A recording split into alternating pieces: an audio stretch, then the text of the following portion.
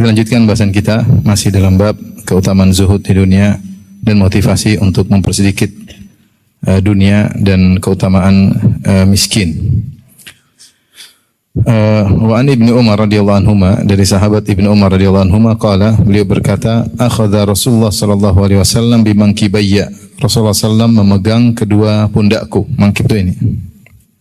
Faqala, kemudian Rasulullah sallam berkata, kun fid dunya ka'annaka gharibun aw abiru sabil.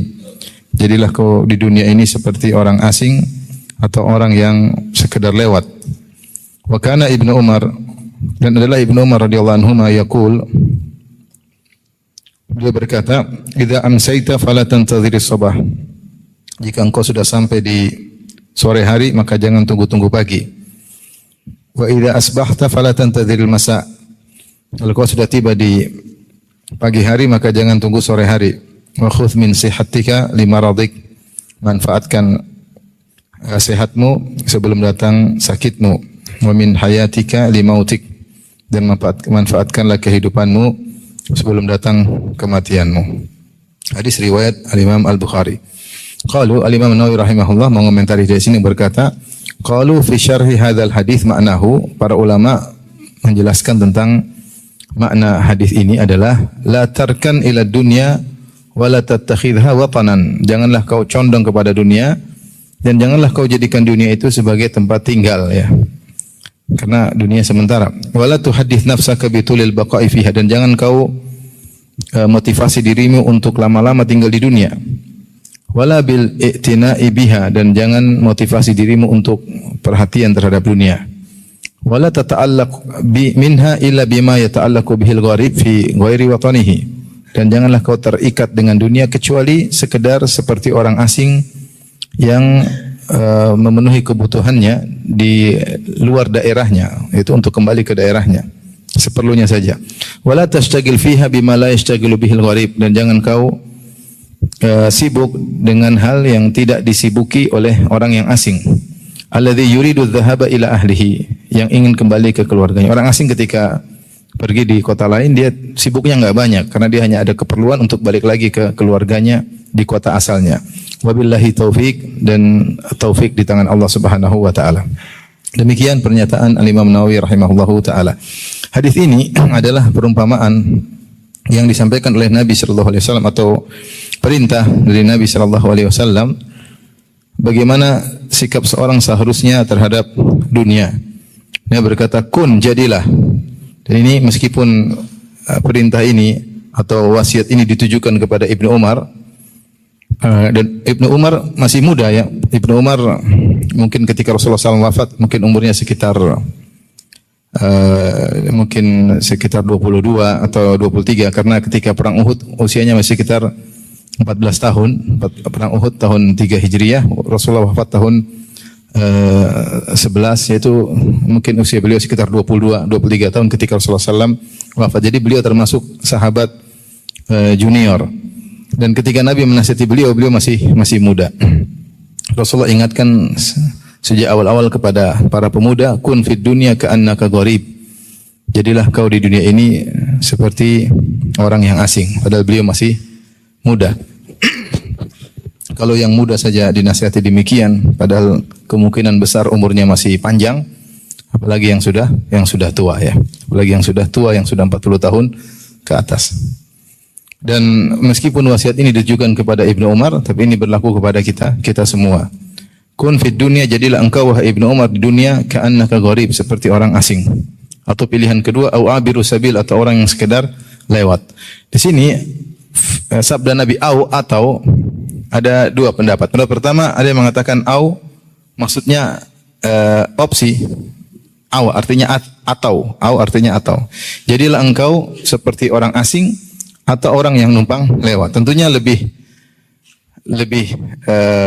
tidak butuh lagi kepada kesibukan, banyak orang numpang lewat. Kalau orang yang gharib asing masih banyak kebutuhan. Dia pergi ke suatu kota, kemudian dia memenuhi keperluannya, kemudian dia balik ke rumahnya di kampung aslinya. Kalau numpang lewat malah cuma lewat, sekedar lewat. Tidak ada yang, tidak lama-lama, tidak banyak-banyak dia ambil. Maka Rasulullah SAW kasih dua pilihan. Pertama, jadi gharib atau numpang lewat. Tentunya lebih mudah menjadi yang gharib daripada sekedar numpang lewat. Karena numpang lewat berarti kebutuhannya lebih sedikit lagi.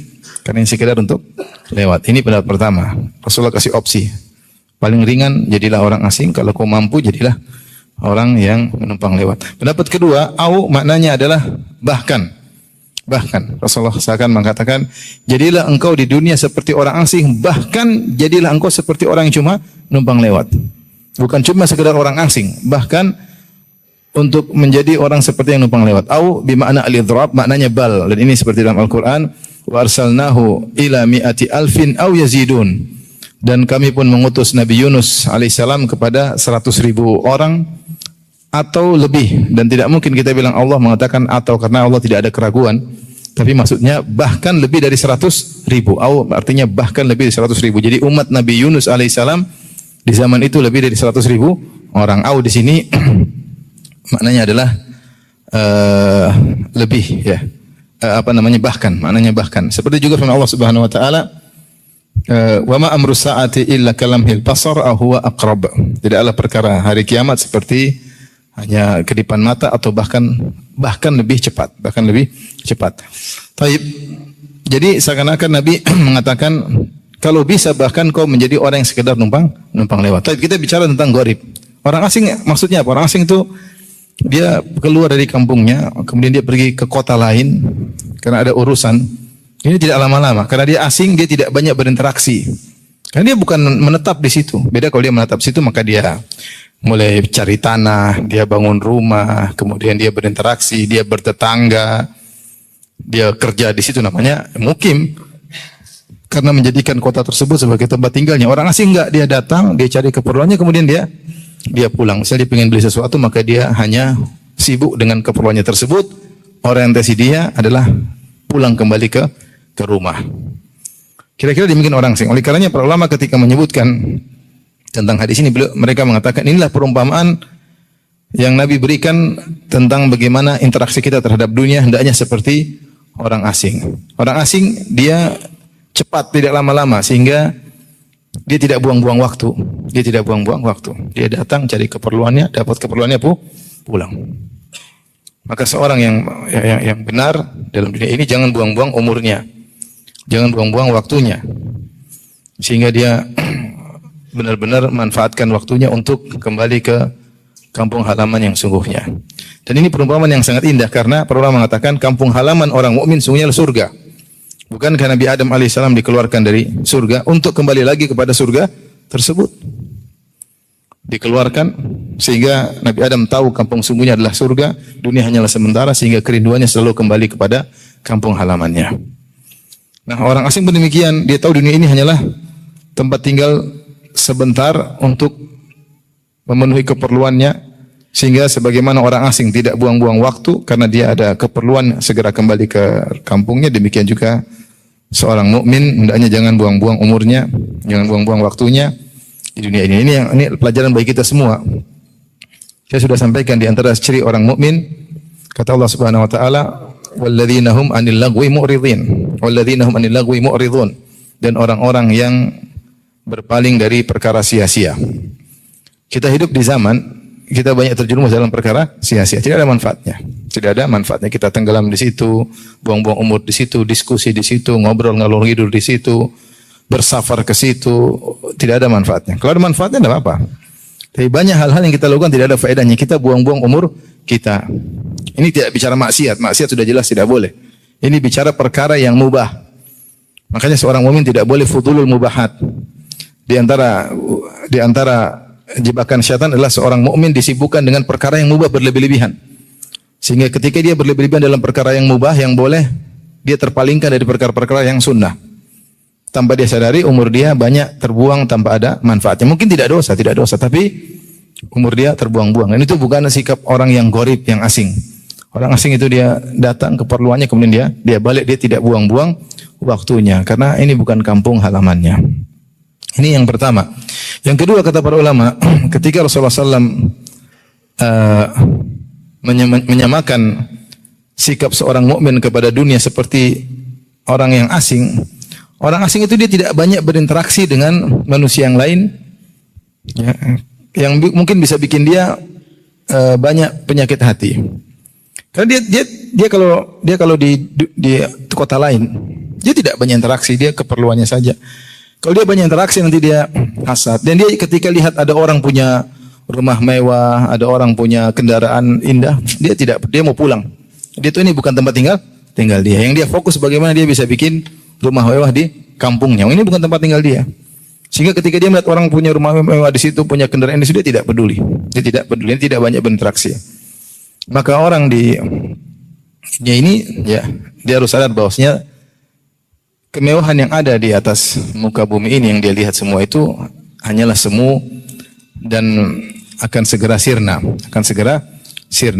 Ya, sebagaimana sudah sering kita jelaskan. Makanya Nabi SAW kalau melihat, kata Syekh Utsaimin rahimahullah, melihat suatu yang kehidupan sulit atau kehidupan yang mewah, maka beliau mengatakan, Allahumma la aisha illa aishul akhirah. Sungguhnya tidak ada kehidupan yang sejati kecuali kehidupan apa? Akhirat, ya. Lihat kita lihat orang rumah mewah, mobil mewah, kemudian udahlah, ini cuma sementara, ya. Sehingga dia tidak banyak berinteraksi dengan orang sekitar, ya. Manusia kalau kita terlalu banyak interaksi, akhirnya kita malah hasadlah, dengkilah, seperlunya saja. Yang ketiga, bahwasanya disebut orang asing, berarti dia fokusnya kemana? Ke kampung halamannya. Ini orientasi hidup dia adalah ke kampung halamannya. Apa yang dia ambil di kota tersebut, semuanya untuk dia bawa ke kampung halamannya. Bukan dia ambil sesuatu, dia taruh di kota tersebut, tidak ada faedahnya. Maka dia ambil semua yang bisa dia perlukan di kota tersebut untuk dia bawa balik ke kampung halamannya. Ini isyarat bahwasanya orang harus orientasi selalu akhirat. Apapun yang kita lakukan di dunia ini, urusan dunia, kita belanja, kita beli, kita ini harus fokusnya akhirat, orientasinya akhirat. Jangan orientasi dunia, rugi. Karena di dunia akan kita tinggalkan. Tinggal kita memanage hati kita, apa yang kita lakukan, apa yang kita beli, apa yang kita keluarkan, apa yang kita konsumsi, apa yang kita sedekahkan, apa yang kita belanjakan, semuanya hendaknya orientasinya apa? Akhirat. Karena demikianlah orang asing, orientasinya adalah agar bisa pulang ke kampungnya. Yang keempat, yang terakhir, namanya orang asing, dia rindu untuk pulang ke kampung halaman. Rindu atau tidak? Rindu. Di sana nggak ada teman, nggak ada orang asing.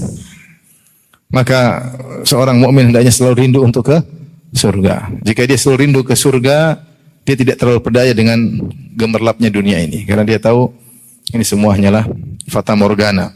Semuanya dia akan, kalau dia bertakwa, dia akan kembali ke kampung halaman yang sungguhnya. Sehingga kerinduannya selalu kepada surga yang merupakan kampung aslinya, ya, kampung aslinya. Tapi ini opsi yang pertama, kun fid dunya ka'annaka gharib. Jadilah kau dunia seperti orang asing. Ini sudah berat. Rasulullah kasih opsi yang lebih berat lagi. Au abiru sabil, atau sekedar numpang apa? Lewat. Numpang lewat apa lagi? Cuma lewat terus lanjut. Sebagaimana disyaratkan oleh Nabi SAW, ketika Rasulullah SAW dilihat oleh sahabat tidur di atas tikar yang kemudian memberi bekas di lambungnya, maka mereka berkata, ya Rasulullah, ala naj'al laka wita'an, maukah kami jadikan engkau kasur yang lebih nyaman daripada ini? Ganti, ya. Bahkan dalam riwayat yang lain disebut oleh Ibnu Hajar dan Fathul Bari, ada orang bertamu di rumah Aisyah kemudian mendapati kasur Nabi yang sangat sederhana, ya. Hashfuhu lif, yaitu kasur dalamnya dari kulit, terus dalamnya cuma serabut korma, jadi kasar, tidak enak. Maka dia pun ganti dengan kasur yang lebih baik. Ketika Rasulullah SAW pulang, dari mana ada hadiah, Rasulullah sudah kembalikan. Rasulullah sudah apa? Kembalikan. Ketika ada sahabat nawarkan, ya Rasulullah, tidakkah kami berikan engkau, ya, kasur yang nyaman? Kata Rasulullah SAW, mali walid dunya, apa urusanku dengan dunia? Innama mathali wa mathalud dunya karakibin istadhalla tahta syajaratin thumma raha fatarakaha. Perumpamaanku dengan dunia seperti seorang yang berkendaraan, kemudian mampir sebentar istirahat di bawah sebuah pohon. Kemudian dia pergi meninggalkan pohon tersebut. Pohon tersebut yang dia istirahat sebentar seperti dunia. Apakah ada orang menjadikan bawah pohon sebagai tempat tinggalnya? Tentu tidak. Dia hanya secukupnya sebentar, kemudian dia melanjutkan perjalanan. Lebih berat daripada yang jadi sekedar orang asing. Orang asing masih tinggal. masih ada ngobrol-ngobrol mungkin seperlunya. Orang numpang lewat, lewat. Kalau jadi yang kedua ini, opsi kedua yang berat ini, artinya kau ambil dunia seperlunya saja. Jangan memberatkan engkau di akhirat kelak. Memberatkan engkau dengan hisab. Memberatkan engkau dengan banyak pertanyaan. Kalau kau berlebihan, kau akan salah gunakan.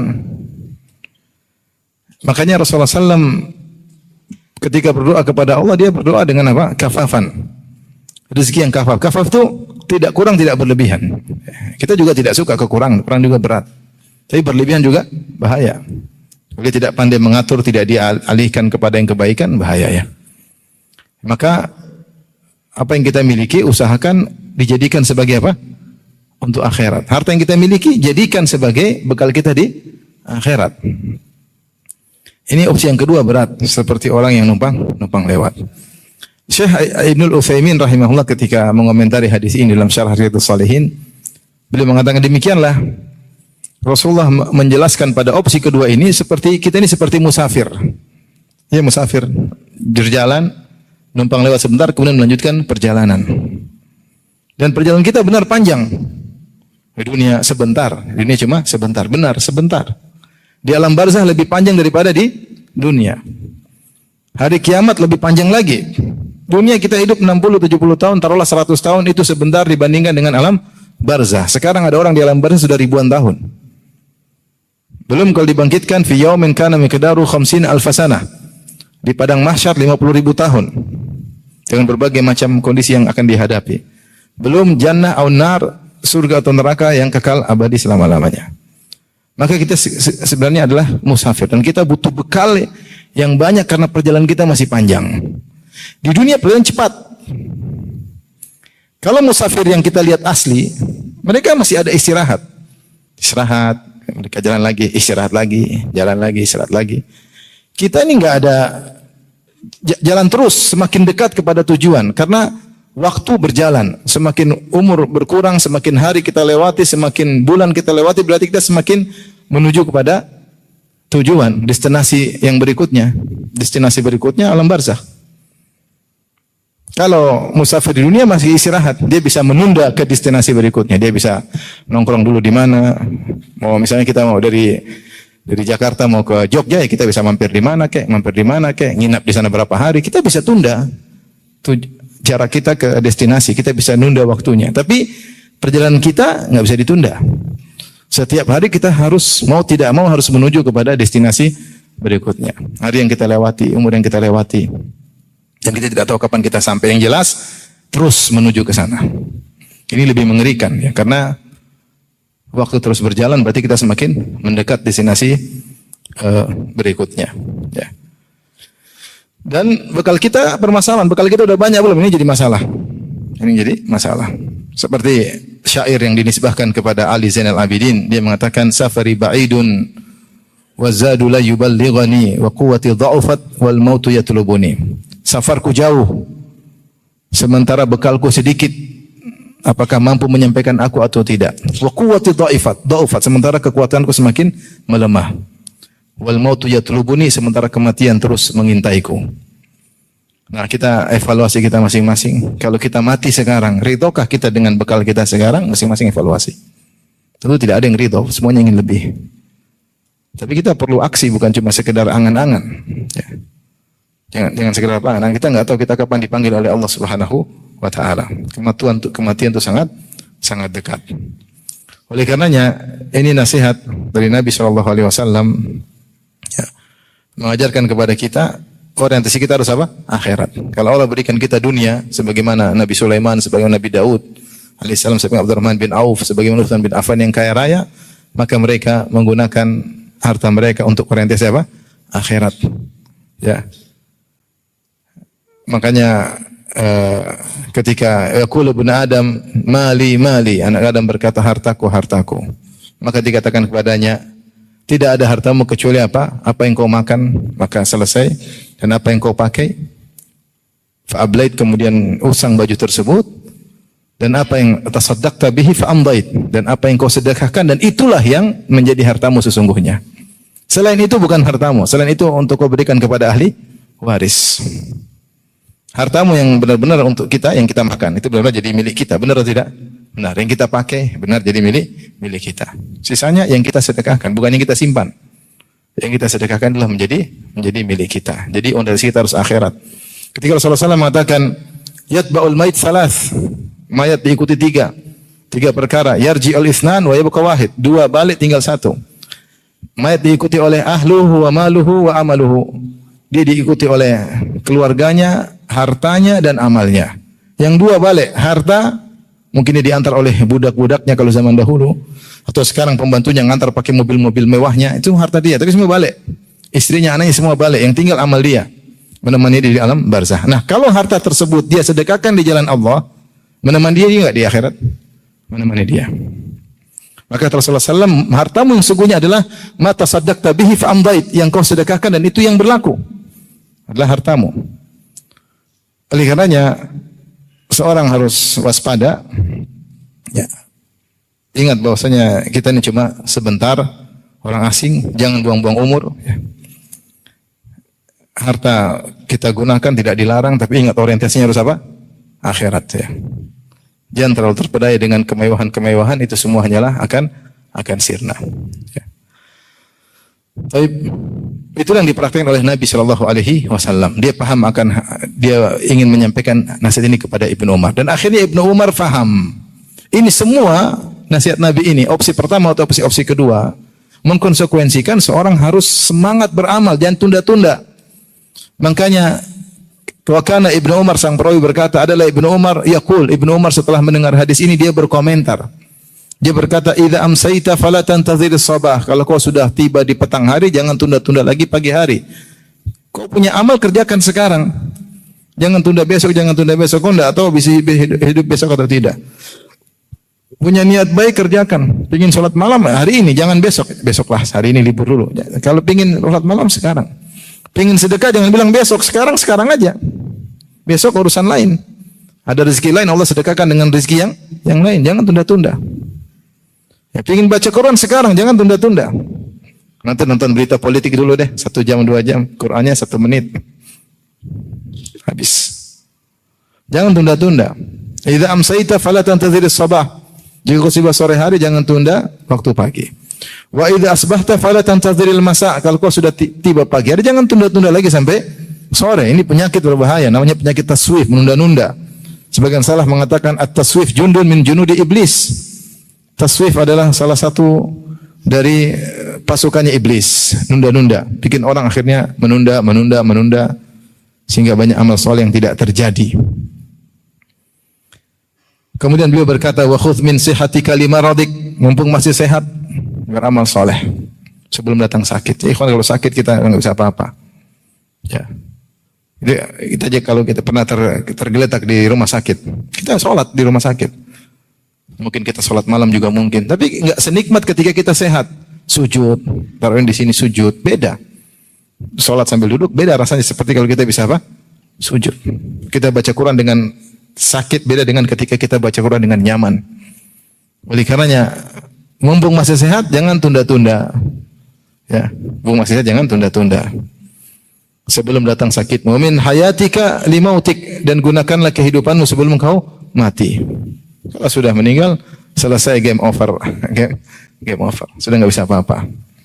Sekarang ini kita kurang menghargai waktu. Yang benar-benar menghargai waktu adalah orang yang meninggal dunia, yang sakaratul maut, baru dia menghargai waktu. Sebagaimana Allah berfirman di antaranya dalam firman-Nya, ya ayyuhalladzina amanu, ya, la tulhikum amwalukum wala auladukum an dzikrillah wa may yaf'al dzalika fa ulaika humul khasirun. Wahai orang beriman, janganlah harta kalian dan anak-anak kalian melalaikan kalian dari mengingat Allah. Ada waktunya ngurusin harta, ada waktunya ngurusin anak-anak, tapi jangan sampai melalaikan. Ya. Siapa yang terlalaikan dari mengingat Allah, maka mereka benar-benar orang-orang yang merugi. Allah berikan nikmat bukan untuk melalaikan Allah, enggak. Itu nikmat, rasakan, jadikan bantuan kita untuk mengingat Allah Subhanahu wa taala. Wa anfiqu mimma razaqnakum min qabli ay ya'tiya ahadakumul maut. Berinfaklah dari sebagian harta yang kami berikan kepada kalian sebelum datang kepada salah seorang dari kalian kematian. Fayaqul, maka dia berkata, Rabbi laula akhartani ila ajalin qarib.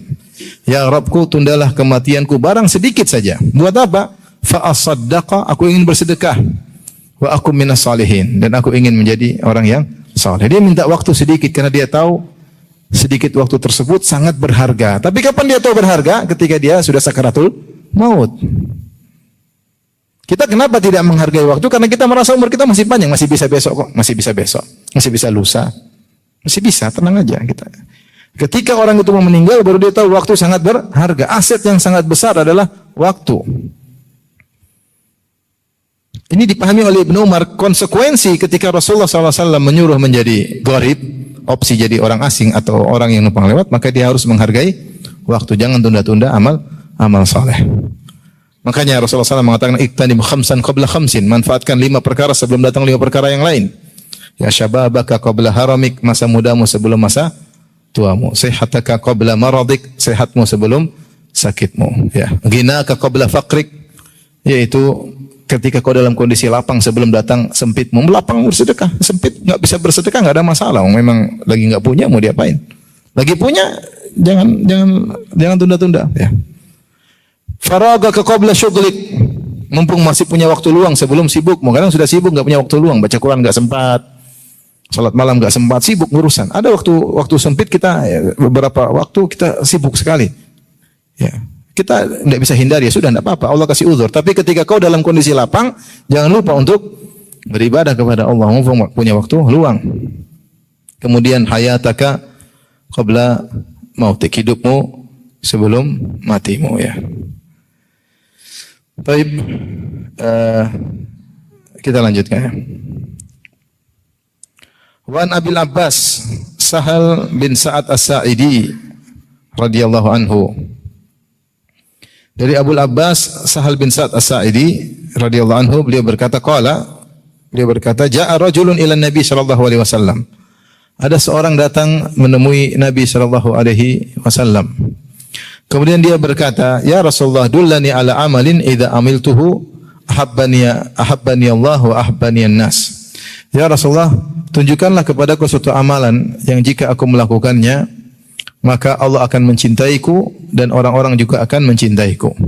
Dia ingin suatu amalan yang buat Allah mencintainya, dan ini hukum asal, dan dia juga ingin orang-orang mencintainya. Bukan dia ingin riya, tidak, tapi dia ingin kalau berhubungan dengan orang baik enak, dia bisa menjalani interaksi dengan nyaman. Beda kalau seorang dibenci oleh orang lain, ya. Maka Rasulullah SAW berkata, izhad fid dunya yuhibbakallah. Perhatikan, zuhudlah kau di dunia, niscaya Allah akan mencintaimu.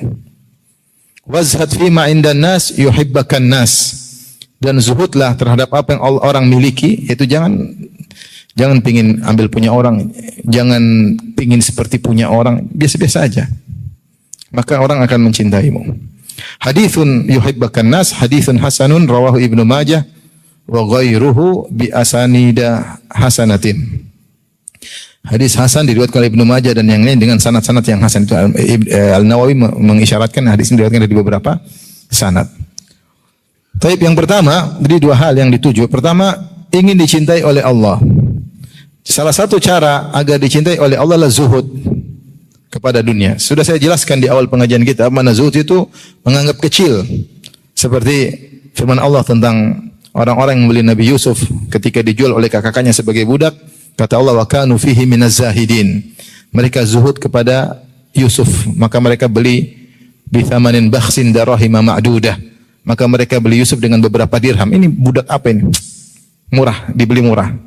Menganggap remeh Nabi Yusuf, dianggap budak yang tidak bernilai. Sehingga makna zuhud, mereka zuhud kepada Nabi Yusuf, maksudnya mereka anggap budak itu tidak bernilai. Jadi zuhud itu menganggap remeh, menganggap kecil. Itu dunia tidak masuk dalam apa? Dalam hati. Dan banyak definisi zuhud, tapi yang saya katakan definisi Ibnu Taimiyah yang terbaik, yang membedakan antara zuhud dengan wara'. Zuhud adalah tarku ma la yanfa'u fil akhirah. Meninggalkan yang tidak bermanfaat di akhirat, itulah zuhud. Dan wara' adalah tarku ma qad yadhurru fil akhirah. Wara' adalah meninggalkan perkara yang mungkin memberi mudarat di akhirat. Wara' di bawah daripada zuhud. Wara' mengkonsekuensikan, saya ulangi, wara' adalah tarku, ini dinukil oleh Ibnu Qayyim dari gurunya. Ibnu Qayyim mengatakan, saya mendengar Syekhul Islam, guruku berkata demikian. Ibnu Taimiyah menyampaikan, Ibnu Qayyim juga menyampaikan, Ibnu Taimiyah mengatakan wara adalah tarku ma qad yadhurru fil akhirah, meninggalkan suatu perkara yang mungkin beri mudarat di akhirat. Konsekuensinya meninggalkan yang haram dan meninggalkan yang syubhat. Kalau melakukan yang haram pasti beri mudarat di akhirat. Kalau melakukan yang syubhat bisa jadi beri apa? Mudarat. Maka konsekuensi dari wara adalah yang haram ditinggalkan, yang syubhat ditinggalkan. Syubhat tinggalkan, sudah ada yang lain. Ngapain kita coba-coba syubhat? Syubhat sudah tinggalkan. Ada opsi lain? Beda kalau nggak ada opsi, ini lain cerita. Bisa masuk dalam bab darurat, lain cerita. Ada opsi lain, ngapain syubhat? Masih banyak cara yang halal, tinggalkan. Yang lebih tinggi daripada itu adalah az-zuhud. Tarku ma la yanfa'u fil akhirah, meninggalkan perkara yang tidak bermanfaat di akhirat. Dan ini konsekuensinya bahkan meninggalkan perkara-perkara yang mubah, yang tidak bermanfaat di akhirat. Perkara itu dibolehkan oleh Allah, secara syariat boleh, tapi dia tinggalkan, tidak ada manfaatnya. Orang kaya boleh nggak beli barang mewah? Boleh aja, ya. Boleh aja, dia punya harta, dia boleh bersenang-senang, tapi bagi dia nggak ada manfaatnya. Ngapain? Mending saya yang lain. Ya, ini dia berarti dia sudah zuhud. Dia sudah zuhud, ya. Oleh karenanya, siapa yang zuhud menjadikan akhirat adalah orientasinya, dunianya lah tunggangan yang dia tunggangi untuk bisa sampai akhirat, bukan tujuan. Dunia bukan di hatinya, dia di tangannya, hatinya selalu akhirat. Mudah bagi dia melepaskan dunia demi akhirat, mudah. Tidak ada susah bagi dia, karena dia tahu dunia ini sarana untuk menggapai apa? Akhirat. Kita nggak bisa ke akhirat kecuali lewat dunia. Kalau kita salah gunakan, bahaya, menuju neraka. Kalau kita manfaatkan dunia tersebut, kita mencapai surga yang tertinggi. Surga yang tertinggi. Maka kapan kita bisa manfaatkan dunia untuk akhirat? Ketika kita zuhud kepada dunia yang kita miliki. Makanya ketika ditanyakan kepada sebagian ulama, si fulan zuhud, ulama itu mengatakan bukan. Yang zuhud itulah Umar bin Abdul Aziz. Kenapa? Dia diberikan kekayaan tapi dia zuhud. Kalau ulama ini zuhud karena memang nggak punya apa-apa. Ustadz zuhud nggak punya apa-apa. Yang zuhud itu orang kaya tapi dunia itu tidak di hatinya. Dia gunakan dunia untuk apa? Akhiratnya. Ya, bukan berarti dia harus hidup miskin melata, tidak. Dia nikmati tapi dunia bukan di hatinya. Justru dia memanfaatkan dunia untuk akhiratnya. Ini orang yang zuhud. Orang yang seperti ini dicintai oleh Allah Subhanahu wa taala. Dicintai oleh Allah. Dan para ulama ketika membahas hadis mereka mengatakan hati-hati. Mafhum mukhalafahnya kebalikannya. Siapa yang tidak zuhud kepada dunia, dia memaparkan dirinya untuk dibenci oleh Allah Subhanahu wa taala. Pikirannya dunia, pembicaraan dunia, terus dunia, pembicaraan dunia, ketemu orang dunia, kemewahan yang dibicarakan, glamor yang dibicarakan, happy kesana kesini, kemewahan yang dibicarakan dalam majelis-majelisnya. Ini berarti orientasinya apa? Dunia. Kalau ada orang pembicaraan gitu, jangan ngobrol sama dia. Kita akan terbawa, kita ini lemah. Kita akan terbawa dan kita lemah, akhirnya kita suka dengan hal-hal tersebut. Saya kadang gini, kadang kita lihat ada orang pakai barang branded terlalu mahal, kita bilang pakai barang mahal-mahal gitu, misalnya jam misalnya 10 miliar, mungkin miliar-miliar. Kita mungkin gitu, orang ini juga pertama lihat mungkin begitu juga. Apa gitu. Tapi ketika dia salah bergaul, pelan-pelan terbawa. Jadi, begitu ceritanya. Kamu aja nggak ngerti, lu kampungan sih. Kebalik kita dibilang apa? Kampungan. Kalau kita ngapain?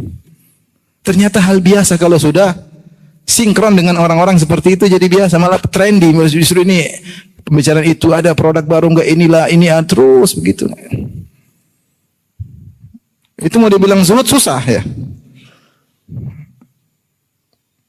Saya pernah ditanya, Ustadz, saya ditanya zaman dulu sebelum pandemi ya. mungkin 10 tahun lalu saya ngisi kajian di Cibubur. Ada ibu tanya, pengen ibu, Ustadz, saya zakat sudah bayar, saya suka bersedekah, saya juga sudah bantu tetangga. Boleh nggak saya beli tas 600 juta? Saya waktu itu belum tahu gini-gini, belum tahu. Saya bilang ini apa orang beli tas apa? 600 juta. Saya bilang ngapain Bu? Itu tas manfaatnya apa Bu? Bisa nyimpan mobil apa gimana 600 juta? Fungsi garasi atau gimana? Subhanallah. Ternyata yang 1 miliar, yang 2 miliar juga ada. Allahu Akbar. Waktu saya pergi ke suatu daerah di luar negeri, saya dikasih tahu ada orang negara, Ustadz ini toko jual tas-tas mahal yang banyak ngantri orang Indonesia. Wah, mantap orang Indonesia. Ternyata saya kampungan. Oleh karena ikhwan, ini masalah pergaulan. Kalau bergaul jadi anggap biasa. Maka kalau kita tahu ada orang berbicara dunia, kita mundur. Kecuali kita bisa ngajak dia untuk ke akhirat, oke. Kalau enggak kita yang ke bawah, kita mulai gaya hidup kita malah duniawi. Saya bukan orang-orang kaya, silakan. Yang penting dia gunakan dunianya untuk akhirat. Maka mereka punya kesempatan untuk meraih surga yang tertinggi. Dan mereka punya contoh-contoh Nabi Sulaiman, Nabi Daud, Abdurrahman bin Auf, Utsman bin Affan dan banyak orang hebat. Tapi ini yang pertama, jadi siapa yang zuhud kepada dunia, maka Allah akan mencintainya. Dan kalau dia tidak zuhud sama dunia, khawatir Allah akan murka kepadanya. Yang kedua, agar orang-orang mencintainya, dicintai oleh orang lain, ini suatu matlabun syar'i, suatu yang dituntut dalam syariat. Makanya Rasulullah SAW mengatakan tahadu tahabu, salinglah memberi hadiah maka saling mencintai. Karena kita berinteraksi sama orang cinta sama kita nyaman, kita nggak saling hasad, nggak saling dengki, nggak saling berkhianat. Karena kita saling apa? Mencintai. Jadi kita juga menjalani kehidupan nyaman. Ini manfaat duniawi nggak ada masalah. Ya, tapi kita tinggal di tengah-tengah kampung, tetangga kita semua benci sama kita, kan nggak enak kan? Kita perlu berhijrah. Nggak enak dibenci lihat jengkel, nggak enak hidup kita, mau sholat juga nggak enak, mau baca Quran nggak enak, mau beli apa-apa diliatin dengan pandangan nggak enak ya, nggak enak. Ya, jadi dengan kita interaksi orang yang mencintai kita, maka kita mudah untuk menjalankan syariat. Maka tidak mengapa kita punya tujuan tersebut, bukan riya, bukan ingin dipuji, nggak beda. Ini bukan riya, tapi ingin dicintai, bukan untuk dipuji ya. Rasulullah mengatakan tahadu tahabu. Saling beri hadiah maka kalian saling mencintai. Demikian juga Rasulullah SAW mengatakan la tadkhulul jannata hatta tu'minu. Kalian tidak akan masuk surga sampai kalian beriman. Wala tu'minu hatta tahabbu, dan kalian tidak akan beriman sampai kalian saling mencintai. Awal adukum ala syai'in idza fa'altumuhu tahabbtum. Maukah aku tunjukkan kepada kalian suatu amalan kalau kalian kerjakan kalian saling mencintai? Afshus salama bainakum. Sebarkanlah salam di antara kalian. Saling salam buat dia, salam buat dia, timbullah rasa cinta. Nggak usah jauh-jauh, para dai saja kalau saling kirim salam, hilang semua penyakit-penyakit hati. Ya, kalau nggak ketemu nggak salaman, wah ini sombong sekali nih Ustaz ini. Manusiawi, setan datang untuk kamu nggak disalamin karena kamu goblok, makanya iblis datang. Tapi kalau assalamualaikum hilang semua, enak kan? Timbul saling mencintai. Kalau saling mencintai, insya Allah nyaman menjalankan dakwah juga nyaman, banyak urusan nyaman. Jadi tujuan untuk dicintai oleh orang ini bukan riya, jangan salah paham. Ini boleh dalam syariat. Makanya sahabat ini minta. Dan di antaranya Abu Hurairah pernah berkata kepada Nabi, ya Rasulullah, doakanlah kepada Allah agar orang-orang mencintaiku dan mencintai ibuku. Maka Nabi berdoa, ya Allah, habib ila Abu Hurairah wa ummihi ubaidika wa ummihi ibadakal mu'minin. Ya Allah, jadikan orang yang beriman cinta kepada Abu Hurairah dan cinta kepada ibunya. Jadi enggak ada masalah. Nah, di antara cara agar orang cinta sama kita, kita tidak pingin harta yang dimiliki oleh orang. Kita lihat dia punya itu, kita enggak pingin, biasa aja. Dia punya minta dong itu. Manusia dia kaya seperti apapun, asetnya terbatas. Kalau dia merasa kita mulai minta harta dia, lama-lama dia mundur bertahap. Orang datang sama dia kasih sekali, oke. Kenapa kalau ada perlu datang lagi? Ternyata besok datang lagi. Ada perlu datang lagi besok. Sudah hari ke-7, hari ke-8 sudah berubah. Kamu kok datang terus? Aset dia masih banyak, tapi manusiawi, nggak bisa begitu. Manusia. Ini orang mengganggu kenyamanannya. Kapan seorang merasa orang ini merebut harta dia atau minta harta dia atau tamak sama harta dia, dia merendahkan orang tersebut dan dia meremehkan orang tersebut. Oleh karena kalau kita ingin dicintai oleh orang, jangan berharap harta yang dimiliki. Kita punya teman orang kaya, jangan berharap apa yang dia minta lah. Kita berharap punya orang, ya orang akan merendahkan merendahkan kita. Kalau dia kasih hadiah, urusan lain. Tapi kita pingin punya seperti dia, pingin punya dia, kita ambil lah, ini dia pasti benci. Dia pasti benci. Ini salah satu sebab agar dicintai oleh orang. Demikian juga kita lihat orang punya apa, kita jangan, udahlah biarin aja lah. So kita ini cuma orang asing atau yang numpang apa? Numpang lewat. Baik, kita lanjutkan.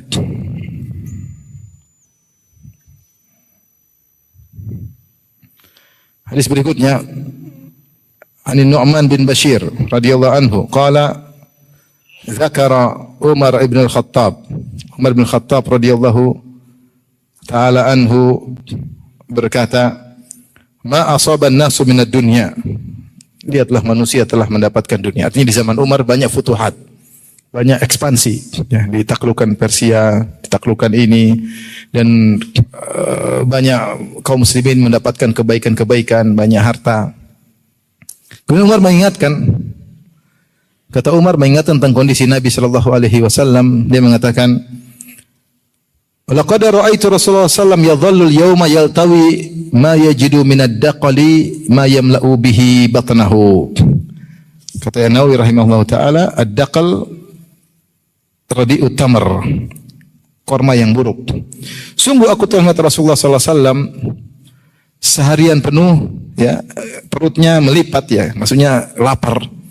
Dia tidak mendapati, ya, kecuali korma yang buruk, itu pun tidak bisa mengenyangkan. Itu pun tidak bisa mengenyangkan. Seharian Rasulullah SAW kelaparan, ya, sampai perutnya cekung, ya. Dan seharian Rasulullah SAW tidak dapat kecuali korma yang jelek, itu pun tidak bisa memenuhi apa? Perutnya. Sementara manusia sekarang telah diberikan banyak kenikmatan dan keluasan harta. Subhanallah.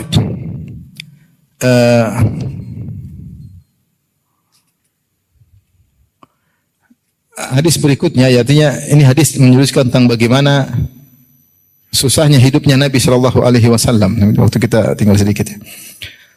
Saya lanjutkan. Wa an Aisyah radhiyallahu taala anha, dari Aisyah radhiyallahu taala anha qalat, "Tufiya Rasulullah sallallahu alaihi wasallam wa ma fi baiti min syai'in ya'kuluhu dzu kabidin illa syatru sya'irin fi rafin li."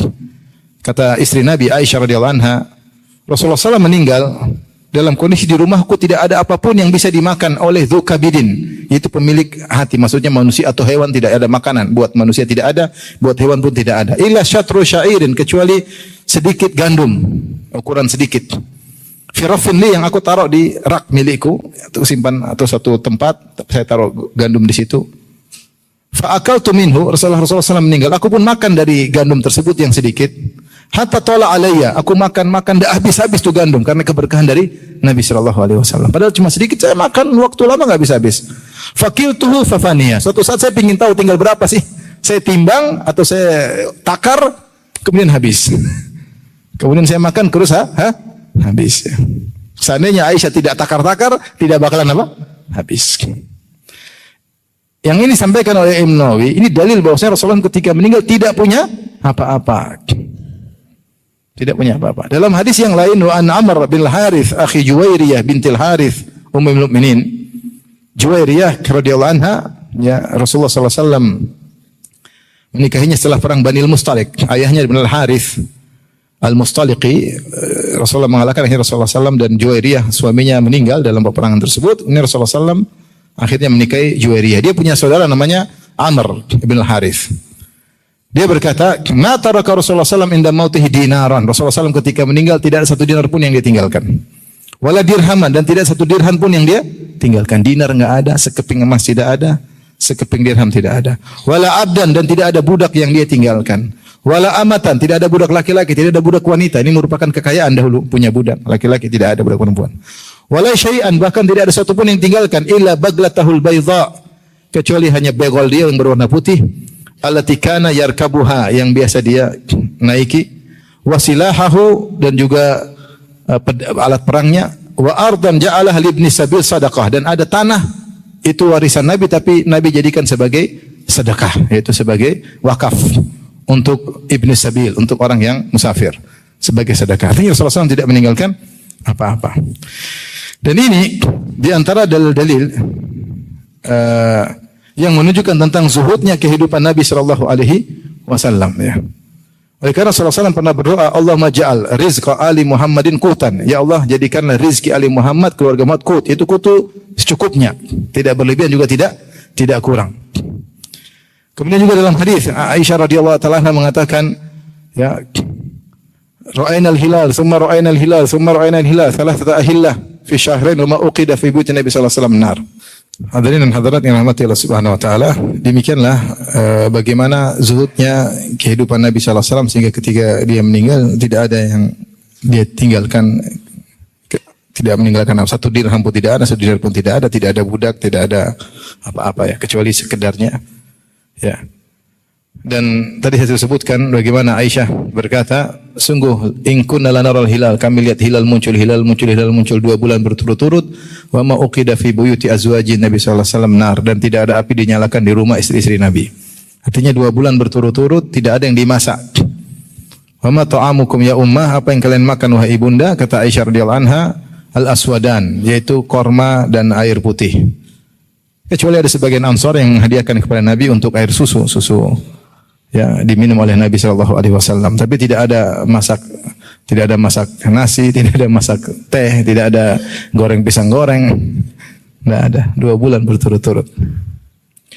Dari Ibnu Abbas radhiyallahu anhu beliau berkata, kana Rasulullah sallallahu alaihi wasallam yabitul layaliyal mutatabi'ata tawiyan wa ahluhu la yajiduna asya'an. Adalah Rasulullah sallallahu tidur bermalam-malam berturut-turut dalam kondisi perut lapar. Sementara keluarganya tidak mendapati makan malam, ya. Tidak ada buat makan malam, tidur dalam kondisi lapar. Wa kana aktsar khubzihim khubzas syair, dan roti yang sering mereka makan roti syair. Roti syair maksudnya roti yang paling buruk yang banyak disukai karena dulu alat penggilingnya tidak seperti zaman sekarang. Roti tersebut kalau dihidangkan sekarang orang tidak suka makan.